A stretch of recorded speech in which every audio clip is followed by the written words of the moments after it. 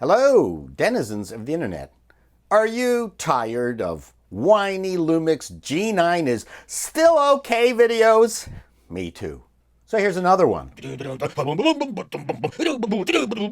Welcome back. Yes, I'm making another G9 is the best video camera for all you whiny little bitches that want confirmation that they bought the right camera. We are a sorry lot.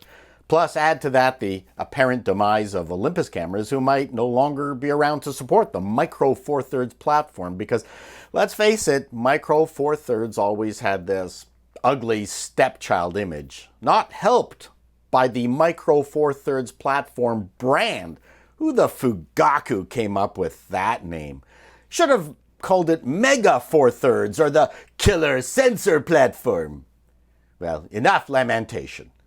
Really, this video is in response to the release of the new Canon R5 and R6 cameras, the impending rumored release of whatever Sony has in mind, and the introduction of the Blackmagic 12K production camera.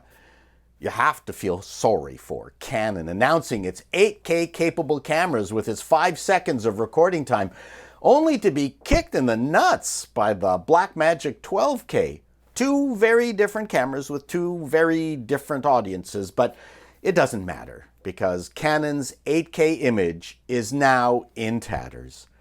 But you can't stop the march of time nor progress, and whatever camera you've bought will continually get pushed into the back of people's consciousness as new toys are released, and you will always question your existing tools as to their good enough-ocity. Yes, that's a word. Look it up. And so I grabbed my G9 and my Leica 12-60 plus my Shure lens hopper shotgun mic to give my G9 a brutal vlogging torture test. It's got the latest firmware and my killer autofocus settings. You judge for yourself. I'm not giving up on my Lumix G9. And that's really the punchline to this video. So if there's anything else that might be of interest to you or not of interest to you, then you can stop now because it's not going to get any more interesting than this. I'm out walking the dog with my wife back there. I should use my animal detect here. Are you detecting? Is it got the anus detector? I didn't see that in the manual, whether it has the animal anus detector. I think I finally figured out the autofocus settings for it. It seems to be the holy grail of the Lumix camera line. Maybe it's Achilles' heel, according to everybody who wants a vlogging camera. Now, obviously, as a tech nerd, there's always this tug to get the latest and the greatest. That's just part of being a nerd. You are afraid that you aren't using the best gear. But on the other hand, what are you using the gear for? There's a nice Mustang. Purple. I'm a video guy. I've been shooting video for a long time. Back in the 90s, I had a $75,000 Betacam ENG camera. Now, it was $75,000 because it had to be rugged as crap. It was a tape camera, so while those spinning heads were spinning, they couldn't lose contact with the tape as you were doing all sorts of rough and ready things with it. So there were obvious reasons why you paid $75,000 for that camera. That being said, it was still standard def, and my iPhone takes better pictures, better video than that camera ever did. So here I'm shooting at 4K, 30 frames a second, and I've got this wonderful stabilization feature that all Lumixes provide. So this system here at, I don't know, $2,000 with lens, not including the microphone, is a trillion times better than what I was shooting with back in the day. Also, if you'll notice, I've got I've got my vlogging setup, which I have aperture preferred. So the system is managing the ISO and the shutter speed on the fly. And you're going, oh my God, why would you let the system manage the shutter speed? And well, because video is supposed to be, set to twice whatever your frame rate is. So I should be at 125, but 60, because I'm shooting at 30. But I found that it really doesn't make any difference for this kind of application. This is not a fully sanctioned Netflix broadcast camera, which seems to be the seal of approval these days. You want a camera that has been Netflix sanctioned. But I'm giving this camera the exposure vlogging test here. So it's autofocusing, and it's also compensating for going in and out of the shade. This is one of the things that I wanted to show you today, is just number one, how well the focusing is being handled now that I think I figured out the settings, which let me tell you what the settings I have here. Number one, it's the autofocus, continuous autofocus. I have it set to near, and I've also turned off quick AF.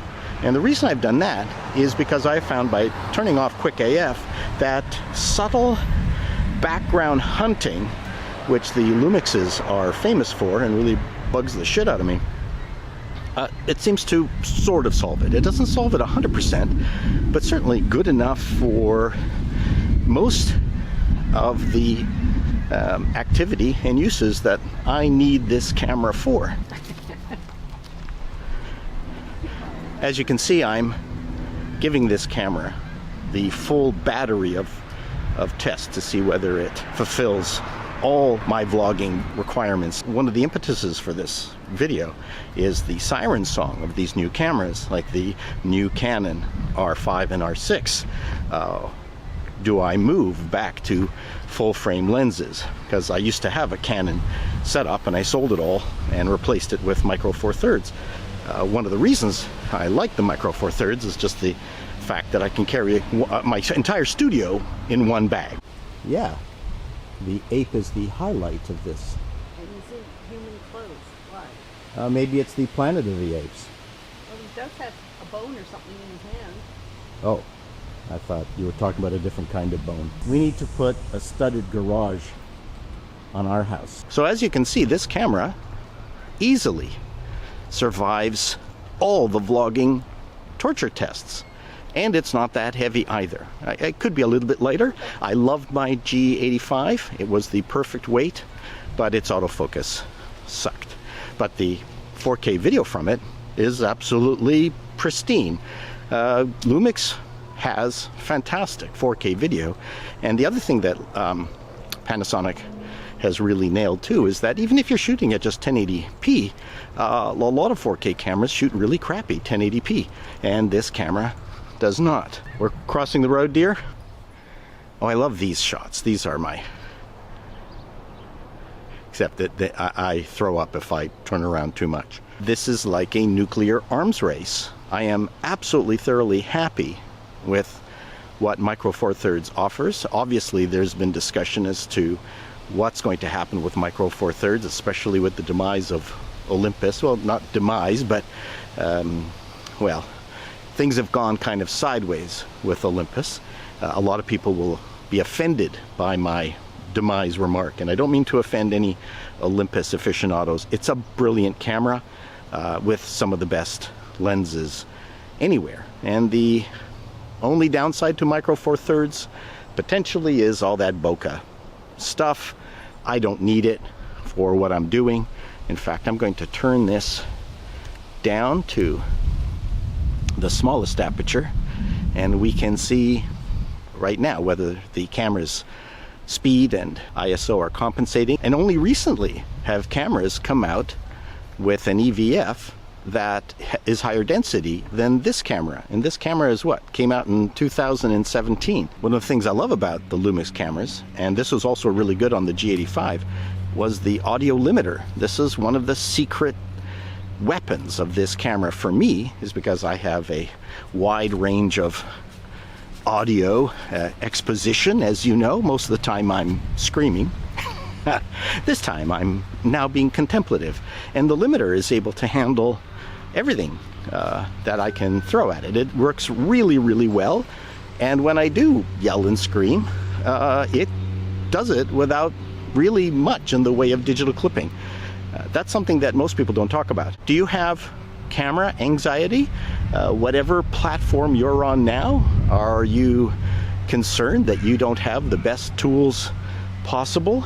Are you a gadget geek and you need the best cameras out there, best in quotation marks? This is the end of this video. I just wanted to show you just what an unbelievably capable camera this 2017 G9 is, and now it's an absolute crazy bargain. So I'm very, very happy, still happy. It fulfills my needs, and if you want a bargain, there's no better bargain out there from a camera body perspective and a lens perspective than the Micro Four Thirds system. As you can see, the G9 is the greatest jack of all trades vlogging camera for the money.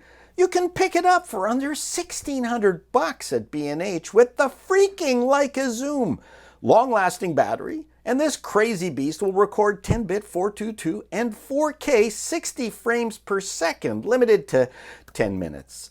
I still don't see anything out there that matches the G9's overall package, with the exception of, that full-frame bokeh stuff. But, that's not the point of this video. Hopefully this was helpful. So long, denizens. You G9 people, you can stop crying now. Honestly, we're still okay.